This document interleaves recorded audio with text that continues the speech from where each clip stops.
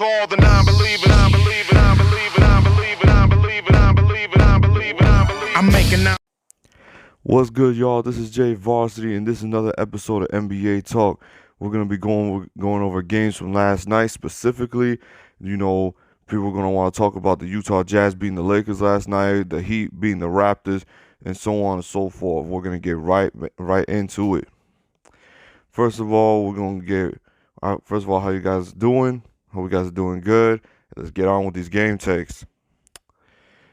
Obviously, the headline I'm gonna get straight to the point, was the Los Angeles Lakers against the red hot Utah Jazz last night, and it was not a pretty game to see.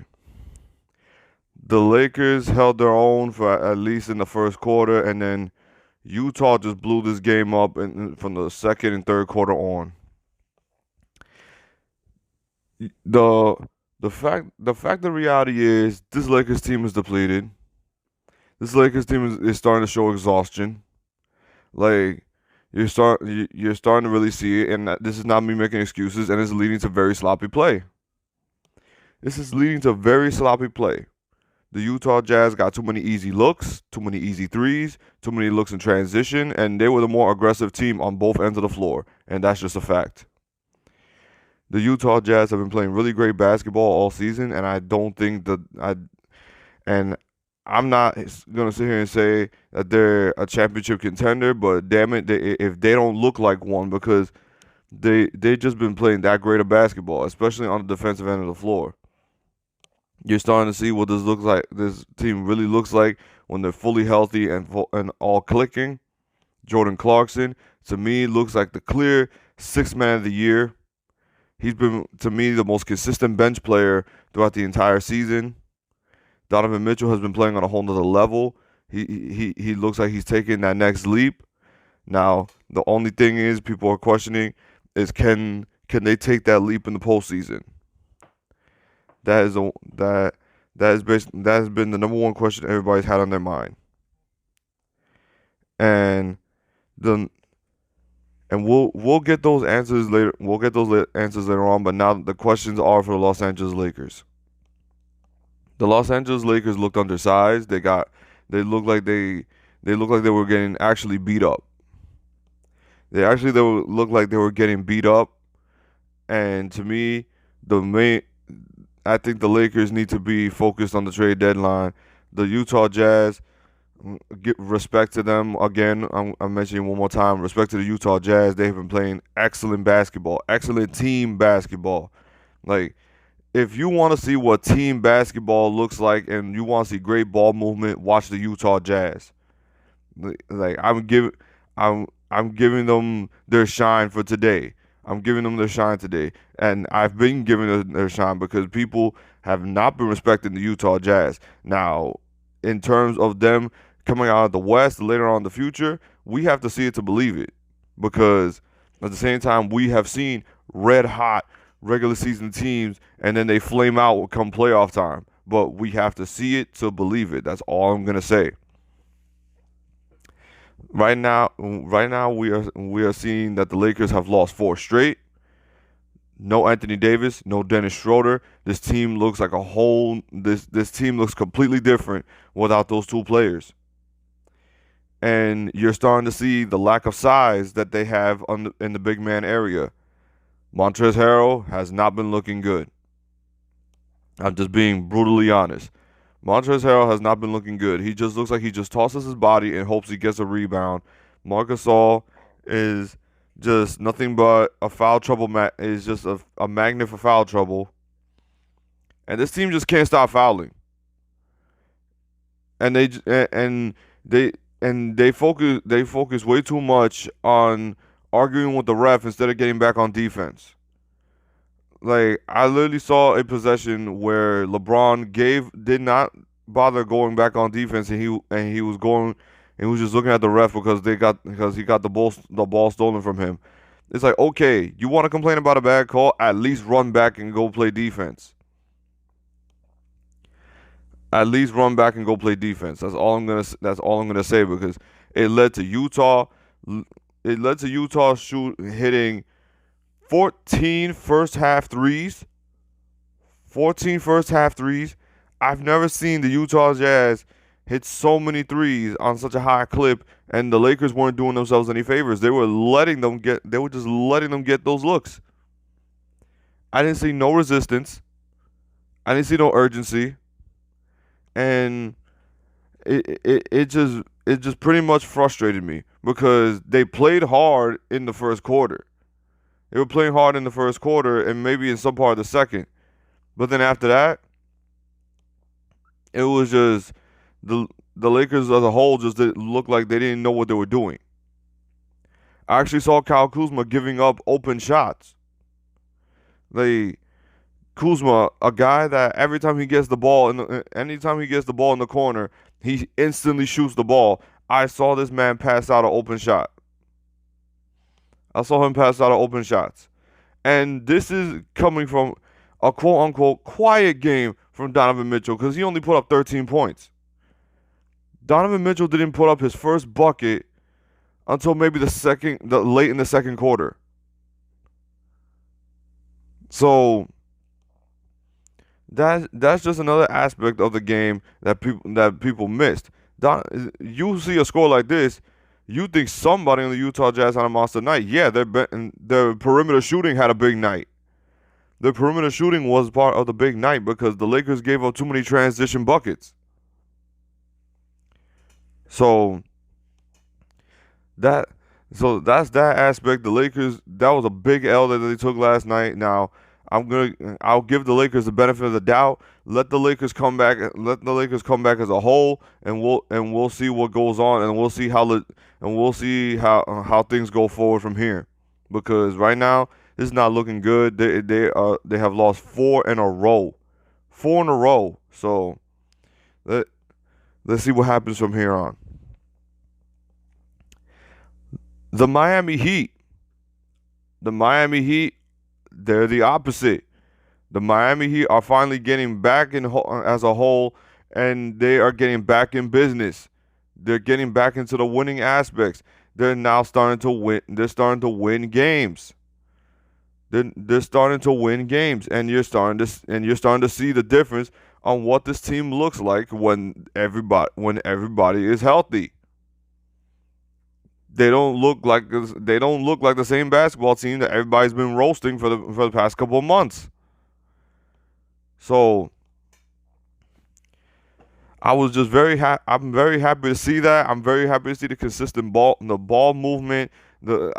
I'm just glad to see this team as a whole together, and you're starting to see how much different that this team plays on the defensive end, on the offensive end, the ball movement, the shooting, the great shooting. Jimmy Butler even had himself a night from the 3-point line, and to me, it was just very nice to see. It was just very nice to see. There's nothing else more I can say about that because it's a classic Heat Raptors matchup because I don't know, it's just been over the years.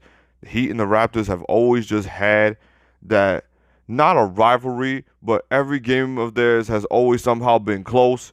So I never expect a blowout against the Raptors. So I'm just happy the Heat got the win. I'm happy the Heat got the win, and we're starting to see a consistent flow of consistent basketball. A team that has been getting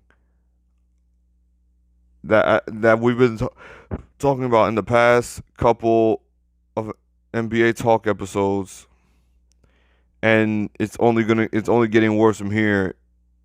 It's the Boston Celtics. Ladies and gentlemen, the Boston Celtics are just terrible right now. The Boston Celtics are just flat terrible right now. And I'm not saying that because they're only because they're officially 2 games under 500. They have lost the last 10 out of they lost 10 out of their last 15 games. They have lost 10 out of their last 15 games. They They took a beat down from the Atlanta Hawks last night.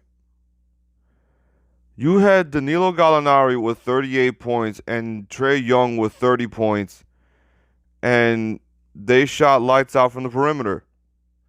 Now, granted, it's the Atlanta Hawks. They're going to shoot a lot of threes. But the Boston Celtics, I'm even gonna say, where's that quote unquote Celtic pride that Celtics players always preach about? It's just not there. It's just not there. This team is not good. They have no size. They have no other scoring options besides Jaylen Brown and Jason Tatum. Kemba Walker, the injury has thrown him off, and he's not as effective on the floor as he should be. Danny Ainge is looking more like his reputation as a GM is only getting worse as the season goes on, because it's not just this year, it's been the past few seasons where the Celtics have hesitated to pull the trigger to make a move to push them into that championship contention. And I guess the fact of the matter is they just got greedy, and now it's starting to bite them in the ass. Because you had all these draft picks that you got from the Brooklyn Nets how many years ago, and you stocked up on picks. You drafted Jaylen Brown. You drafted Jason Tatum. You traded for Kyrie Irving. You signed Gordon Hayward. You got Marcus Morris. You have Marcus Smart. You had Terry Rozier. You had the Boston Celtics not too long ago had one of the deepest rosters in the NBA. And now when you look at the Celtics, you're like, wasn't this supposed to be the next great NBA team that just never happened? This was supposed to be that 67 win team with Kyrie, and possibly that they were supposed to take down the mighty Golden State Warriors. Luckily, the Golden State Warriors disbanded before that even happened. Because if we were waiting on the Boston Celtics to dethrone the Golden State Warriors, then we would have been here forever. Because Danny Ainge, again, has hesitated on a lot of deals, and the receipts are there. He didn't pull the trigger on going after Kawhi. He didn't pull the trigger on going after Paul George. Hell, he didn't even pull the trigger to try to go after Anthony Davis. And then he didn't try to pull the trigger to go after James Harden. I just named you how many All-Stars the Celtics could have tried to pull off getting to try to pair up with a guy like Kyrie Irving. And not to mention, you even lost Kyrie Irving, and he didn't even want to be there. Kyrie Irving didn't even want to be in the Celtics anymore because of all the friction that 2019 season caused. The Boston Celtics reputation, to me, as an organization, we need to start questioning it. We need to start questioning it. They have only won one title since the legendary 86 season, and that was in 08. Have they made the NBA Finals since then? They've made one time since 08. To me, I don't know. Danny Ainge just looks like a very overrated GM in my book. I think he's lost that magic of trying to finesse the league. Because this loss, and now as a whole, this loss to the Atlanta Hawks was bad. Very, very bad. Their defense was horrid. The Atlanta Hawks were taking advantage. They were just going. They were shooting lights out. They were penetrating whenever they felt like it. It just to me, it's kind of sad what I'm seeing from the Boston Celtics, and I don't like the Boston Celtics. I do not like the Boston Celtics whatsoever. You know how I feel about the Boston Celtics, and you and even people outside of the Celtics fandom could clearly see that this team is just not good. Now, I think I said enough of my piece on that. The New Orleans Pelicans beat the Detroit Pistons. Now, am I surprised by this? No, but am I seeing a growing development in chemistry between Zion Williamson and Brandon Ingram? Yes, I do. They are looking like a great 1-2 punch, and all these guys need is time, because there's no desperation move that the New Orleans Pelicans can make to push themselves into championship contention right away. The only thing they need is time. This is a very young team. Now, I understand the Lonzo Ball trade rumors and all this other stuff, but I personally just believe that this team needs time. This team will be very good within the next year or two. Zion Williamson in his second year is putting up 25 points, 8 rebounds, and he's doing it on 61% shooting. 61%. My God. I know I'm probably trying to sound like Stephen A, but you could just see the dominance that Zion Williamson is having on the floor right now. He's moving grown men like I saw this man move Daniel Tice the other day, and he moved him like as if he was a lightweight. So yeah, the New Orleans Pelicans, to me, they just need time. They need time and experience. A playoff berth, to me, would be a successful season for the Pelicans. And getting that playoff experience would just boost the process of them being what they can be. And I don't think we should rush the New Orleans Pelicans. I don't think you should try to push for a signing or anything like that. The only key I would say is have patience. Have patience. You have 2 young stars that could possibly be the next best. That could be the next great duo in the next season or in the next season or two. They're going to be the next. They're going to be the next great NBA duo, because you have a guy like Brandon Ingram who's becoming his own player. Like, I understand the comparisons to Kevin Durant and all that, but Brandon Ingram is his own player. He is his own player at this point. He has his own play style. And it works with Zion Williamson, because Zion Williamson, a guy who's a great playmaker, and he's an amazing rebounder. He dominates the floor. He calls double teams he draws double teams, and it just works with this New Orleans Pelicans offense. It just works. But yeah, like I said, all this team needs is time. The Charlotte Hornets, they defeat the Phoenix Suns last night. Now, the Charlotte Hornets, I can't be the only one that says that since the mellow ball has started on this team, you can't tell me that you have not been watching a lot more Charlotte Hornets highlights than you did in every other season. You can't tell me that in all the years that Kemba Walker has been on the Charlotte Hornets, that you watched the Charlotte Hornets as much as you're watching right now with LaMelo Ball. The Charlotte Hornets, to me, are the most fun team to watch, aside from the Utah Jazz. You want to see fun. You want to see like pure team basketball, watch the Utah Jazz. If you want to watch fun basketball, watch the Charlotte Hornets. Because the Charlotte Hornets are another team that are making noise. Now, are they making a lot of playoff noise? No. But is LaMelo Ball making a statement that he's going to be the franchise point guard for this team? Yes.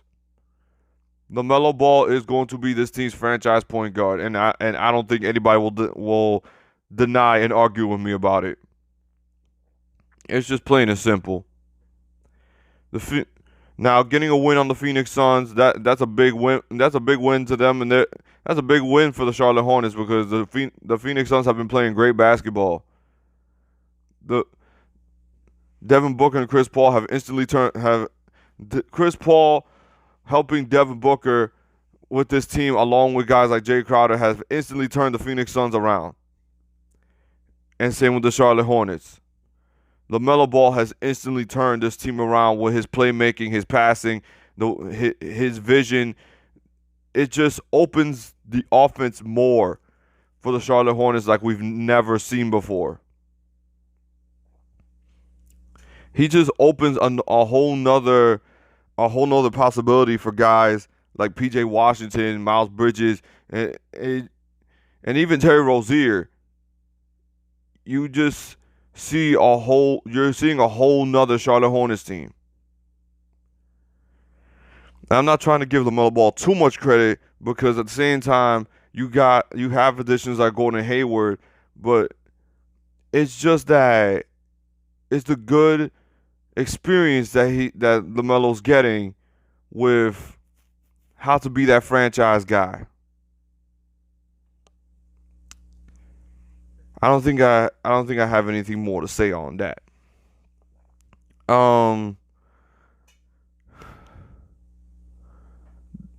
The Chicago Bulls beat the Minnesota Timberwolves in overtime last night. Zach LaVine, another amazing performance, 35 points. Zach LaVine said in his post-game interview he's not satisfied with just being named an All-Star, and I love that mentality of his. Zach LaVine has improved every single year since the year he tore that ACL. And you love to see what Zach LaVine is doing. Now, granted, do I think the Chicago Bulls are very good? In my opinion, no. But I believe Zach LaVine has put himself in that conversation in best shooting guards in the league. Because you can't tell me that Zach LaVine is not a walking bucket at this point of his career. The man has a career high in points, a career high in field goal percentage, a career high in 3-point percentage, and the man has just become an instant fan favorite, and you just love that this man is making the All-Star game. He's not just that guy that just put on a highlight reel dunk show. And he's not just that guy that's just being known for, hey, this is a guy that used to win dunk contests. No, you're looking at him now as he's one of the best players in the league. And to me, the Chicago Bulls, they better do right by Zach LaVine in these years, because this man is playing the best ball of his career right now. The Minnesota Timberwolves,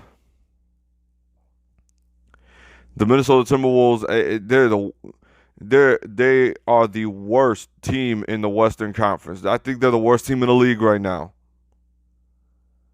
And to me, I understand Karl Anthony Towns has been through a lot in the past year.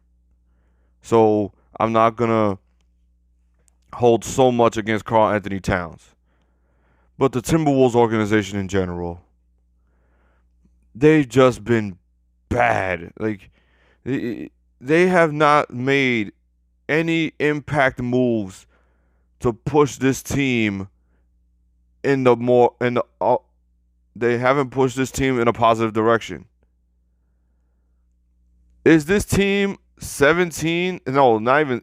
Is this team really 7-25 or 7-26? Because we talk about, also, like in my small note about Karl Anthony Towns, we talk about how he's this generational big and how he's going to be one of the best players in the league, but then also the organization can't build a team around him. The team can't build this organization can't build a team around Karl Anthony Towns and D'Angelo Russell. Now I understand D'Angelo Russell has to he got injured and he has to get surgery, but this quote unquote building process has been one of the worst building processes I've ever seen. You had at one point you had Zach LaVine. You traded him for Jimmy Butler. Jimmy Butler played one season there, and then you traded him to Philly, and now he's in Miami. He went to an NBA Finals, and then you try to make yourselves look good when Miami was in a slump, and now Jimmy Butler's back and Miami's winning again. So to me, what do you think the Minnesota Timberwolves should do? What do you personally think the Minnesota Timberwolves should do? Because I personally don't have a clue. I personally do not have a clue. I just don't know what you could do at this point when it comes to the Minnesota Timberwolves. The San Antonio Spurs and the Oklahoma City Thunder played last night. Now this is all going to be highlighted by the Lou Dort game winner. I'm happy for Lou Dort. He's another fan favorite. He's a great hustle guy. He's an amazing defender, and his 3-point shooting has gone through the roof. And I'm glad to see what I saw. Shai Gilgeous-Alexander had a career high 42, 43 points, and you cannot slouch against the Oklahoma City Thunder. Now, you might look at this team and say, hey, that this looks like an easy win and all that. It's never an easy win to against OKC. It's never an easy win. OKC plays very, very hard. That's one thing that you gotta give OKC their respect. And the San Antonio Spurs are not the same to me anymore.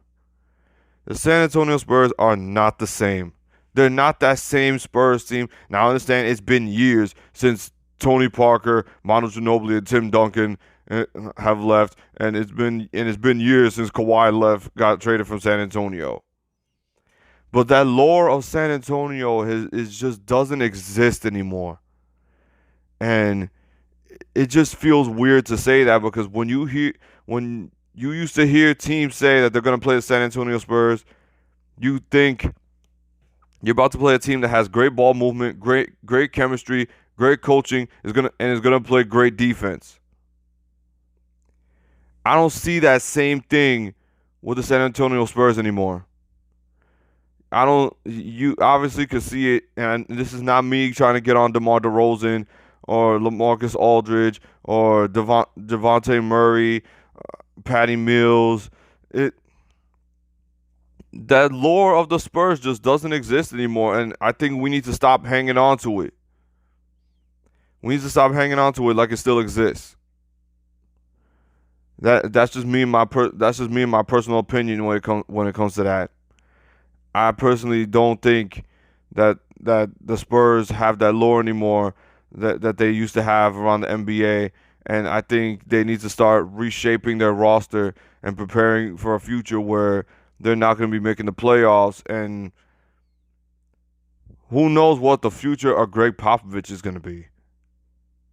Because even he is growing irritated with the San Antonio team.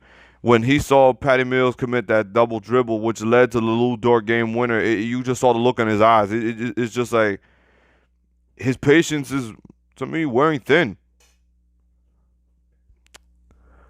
But I think I said everything I need to say. I covered the games. I've made my game takes. I gave my opinions on everything. I would talk about the All-Star reserves and all that, but I think a lot of people have given their takes on that by now, and I think I'll just be another pile on when it comes to that. But that's it. That's all. Like, comment, subscribe, and hit the bell if you like basketball content. Stay safe. This is your boy Jay Varsity, and I'm out. Peace. got some non-believers out there. Make believers out of non-believers. Make believers out the